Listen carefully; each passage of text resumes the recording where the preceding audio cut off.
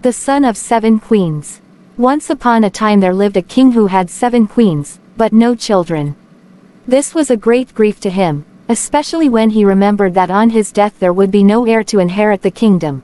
Now it happened one day that a poor old beggar came to the king and said, "Your prayers are heard, your desire shall be accomplished, and one of your 7 queens shall bear a son." The king's delight at this promise knew no bounds, and he gave orders for appropriate celebrations to be prepared against the coming event throughout the length and breadth of the land. Meanwhile the 7 queens lived luxuriously in a splendid palace, attended by hundreds of female slaves, and fed to their heart's content on cakes and sweets. Now the king was very fond of hunting, and one day, before he started, the 7 queens sent him a message saying, "May it please our dearest lord not to hunt toward the north today, for we have dreamed bad dreams, and fear lest evil should befall you."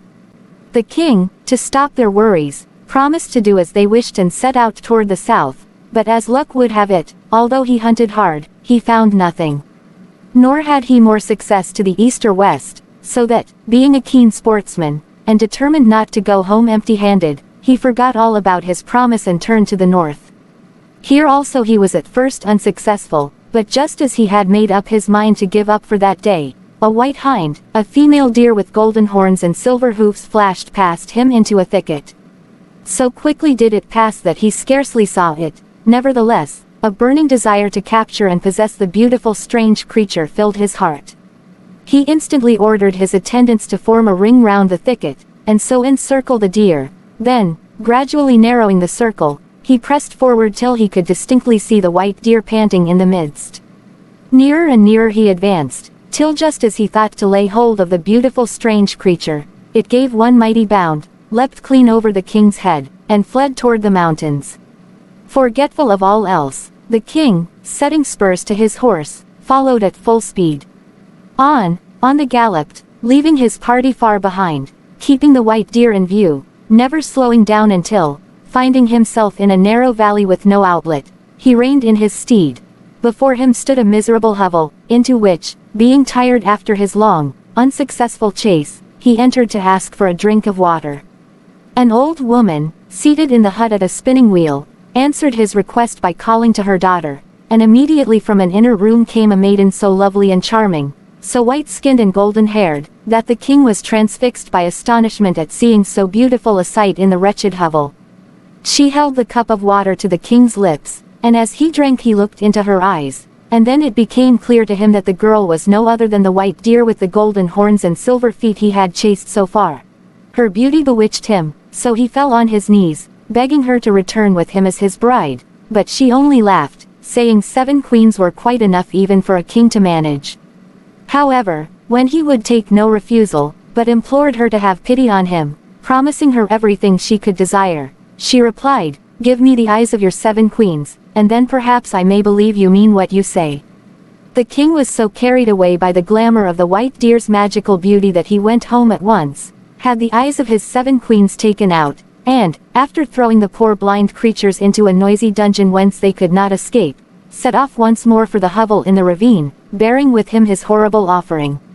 But the white deer only laughed cruelly when she saw the 14 eyes, and threading them as a necklace, flung it round her mother's neck, saying, "Wear that, little mother, as a keepsake, while I am away in the king's palace."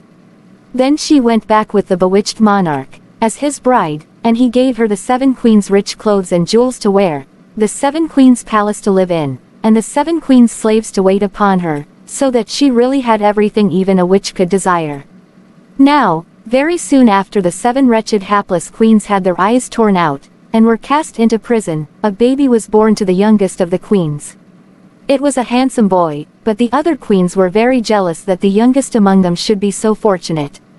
But though at first they disliked the handsome little boy, he soon proved so useful to them that before long they all looked on him as their son.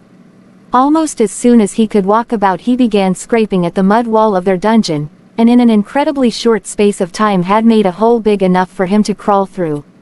Through this he disappeared, returning in an hour or so laden with food, which he divided equally among the 7 blind queens.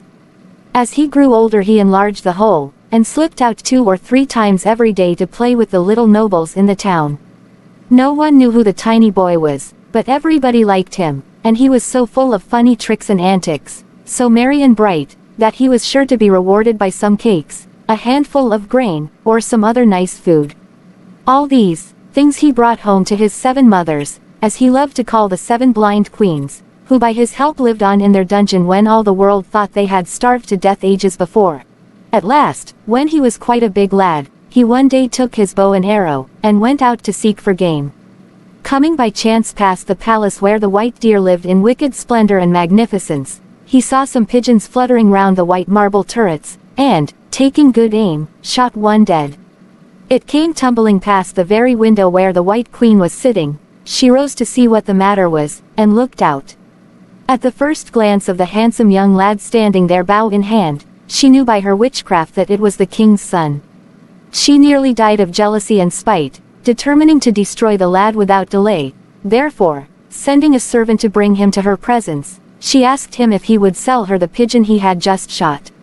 "No," replied the sturdy lad, "the pigeon is for my 7 blind mothers, who live in the noisy dungeon, and who would die if I did not bring them food." "Poor souls," cried the cunning white witch. "Would you not like to bring them their eyes again? Give me the pigeon, my dear, and I faithfully promise to show you where to find them." Hearing this, the lad was delighted beyond measure, and gave up the pigeon at once. Whereupon the White Queen told him to seek her mother without delay, and ask for the eyes which she wore as a necklace. "She will not fail to give them," said the cruel queen, "if you show her this token on which I have written what I want done." So saying, she gave the lad a piece of a broken pot, with these words inscribed on it: "Kill the bearer at once, and sprinkle his blood like water." Now, as the son of 7 queens could not read, he took the fatal message cheerfully, and set off to find the White Queen's mother. While he was journeying he passed through a town where every one of the inhabitants looked so sad that he could not help asking what the matter was. They told him it was because the king's only daughter refused to marry, therefore when her father died there would be no heir to the throne. They greatly feared she must be out of her mind, for though every good-looking young man in the kingdom had been shown to her, she declared she would only marry one who was the son of 7 mothers, and who had ever heard of such a thing. The king, in despair, had ordered every man who entered the city gates to be led before the princess. So, much to the lad's impatience, for he was in an immense hurry to find his mother's eyes, he was dragged into the presence chamber. No sooner did the princess catch sight of him than she blushed, and, turning to the king, said, "Dear father, this is my choice." Never were such rejoicings as these few words produced. The inhabitants nearly went wild with joy, but the son of 7 queens said he would not marry the princess unless they first let him recover his mother's eyes. When the beautiful bride heard his story, she asked to see the pot fragment, for she was very learned and clever. Seeing the treacherous words, she said nothing, but taking another similar-shaped bit of a pot, she wrote on it these words: "Take care of this lad, giving him all he desires," and returned it to the son of 7 queens, who, none the wiser, set off on his quest. Before long he arrived at the hovel in the narrow valley where the White Witch's mother, a hideous old creature, grumbled dreadfully on reading the message, especially when the lad asked for the necklace of eyes. Nevertheless she took it off and gave it him, saying, "There are only 13 of them now, for I lost one last week." The lad, however, was only too glad to get any at all, so he hurried home as fast as he could to his 7 mothers, and gave 2 eyes apiece to the 6 elder queens. But to the youngest he gave one, saying, "Dearest little mother, I will be your other eye always." After this he set off to marry the princess, as he had promised, but when passing by the White Queen's palace he saw some pigeons on the roof. Drawing his bow, he shot one, and it came fluttering past the window. The White Deer Queen looked out, and lo! There was the king's son alive and well. She cried with hatred and disgust, but sending for the lad, asked him how he had returned so soon, and when she heard how he had brought home the 13 eyes, and given them to the 7 blind queens, she could hardly restrain her rage. Nevertheless she pretended to be charmed with his success, and told him that if he would give her this pigeon also, she would reward him with a wonderful cow, whose milk flows all day long, and makes a pond as big as a kingdom. She told him the cow belonged to the Jogi, king of the demons. The lad, without hesitation, gave her the pigeon, whereupon, as before, she told him go and ask her mother for the cow, and gave him another piece of a pot whereon was written, "Kill this lad without fail, and sprinkle his blood like water." But on the way the son of 7 queens looked in on the princess, just to tell her how he came to be delayed, and she, after reading the message on the pot piece, gave him another instead, so that when the lad reached the old hag's hut and asked her for the jogi's cow, she could not refuse, but instructed the boy in how to obtain it, and telling him of all things not to be afraid of the 18,000 demons who kept watch over the treasure, told him to be off before she became too angry at her daughter's foolishness in giving away so many good things. Then the lad bravely did as he had been told. He journeyed on and on till he came to a milk-white pond, guarded by the 18,000 demons. They were really frightful to behold, but, plucking up courage, he whistled a tune as he walked through them, looking neither to the right nor the left. By and by he came upon the cow, tall, white, and beautiful, while the jogi himself, king of all the demons, sat milking her day and night, and the milk streamed from her udder, filling the milk-white tank. The jogi, seeing the lad, called out fiercely, "What do you want here?" Then the lad answered, "According to the old hag's instructions, I want your skin, for King Indra is making a new drum and says your skin is nice and tough." Upon this the jogi began to shiver and shake, for no jogi dares disobey King Indra's command, and, falling at the lad's feet, cried, "If you will spare me I will give you anything I possess, even my beautiful white cow." To this the son of 7 queens, after a little pretended hesitation, agreed, saying that after all it would not be difficult to find a nice tough skin like the jogi's elsewhere, so driving the wonderful cow before him, he set off homeward.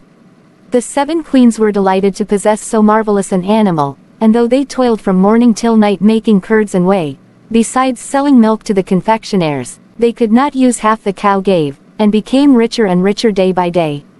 Seeing them so comfortably off, the son of 7 queens started with a light heart to marry the princess, but when passing the white deer's palace he could not resist sending a bolt at some pigeons that were cooing on the roof. One fell dead just beneath the window where the white queen was sitting. Looking out, she saw the lad, hale and hearty, standing before her, and grew whiter than ever with rage and spite. She sent for him to ask how he had returned so soon, and when she heard how kindly her mother had received him, she very nearly had a fit.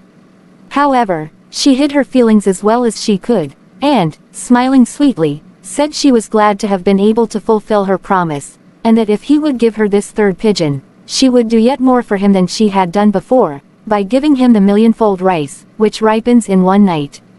The lad was of course delighted at the very idea, and, giving up the pigeon, set off on his quest, armed as before with a piece of pot, on which was written, "Do not fail this time. Kill the lad, and sprinkle his blood like water." But when he looked in on his princess, just to prevent her becoming anxious about him, she asked to see the fragment as usual, and substituted another, on which was written, "Yet again give this lad all he requires, for his blood shall be as your blood." Now when the old hag saw this, and heard how the lad wanted the millionfold rice which ripens in a single night, she fell into the most furious rage, but being terribly afraid of her daughter, she controlled herself, and told the boy go and find the field guarded by 18 millions of demons, warning him on no account to look back after having plucked the tallest spike of rice, which grew in the center. So the son of 7 queens set off, and soon came to the field where, guarded by 18 millions of demons, the millionfold rice grew. He walked on bravely, looking neither to the right nor left, till he reached the center and plucked the tallest ear, but as he turned homeward 1,000 sweet voices rose behind him, crying in tenderest accents, "Pluck me too. Oh, please pluck me too." He looked back, and lo! There was nothing left of him but a little heap of ashes. Now as time passed by and the lad did not return, the old hag grew uneasy, remembering the message, "His blood shall be as your blood," so she set off to see what had happened. Soon she came to the heap of ashes, and knowing by her arts what it was, she took a little water, and kneading the ashes into a paste, formed it into the likeness of a man. Then, putting a drop of blood from her little finger into its mouth, she blew on it, and instantly the son of 7 queens started up as well as ever. "Don't you disobey orders again," grumbled the old hag, "or next time I'll leave you alone. Now be off, before I repent of my kindness." So the son of 7 queens returned joyfully to his 7 mothers, who, by the aid of the millionfold rice, soon became the richest people in the kingdom. Then they celebrated their son's marriage to the clever princess with all imaginable pomp, but the bride was so clever, she would not rest until she had made known her husband to his father, and punished the wicked white witch. So she made her husband build a palace exactly like the one in which the 7 queens had lived, and in which the white witch now dwelt in splendor. Then, when all was prepared, she asked her husband give a grand feast to the king. Now the king had heard much of the mysterious son of 7 queens, and his marvelous wealth, so he gladly accepted the invitation, but what was his astonishment when on entering the palace he found it was identical to his own in every way. And when his host, richly attired, led him straight to the private hall, where on royal thrones sat the 7 queens, dressed as he had last seen them, he was speechless with surprise, until the princess, coming forward, threw herself at his feet and told him the whole story. Then the king awoke from his enchantment, and his anger rose against the wicked white deer queen who had bewitched him so long, until he could not contain himself. So she was banished forever, and after that the 7 queens returned to their own splendid palace, and everybody lived happily.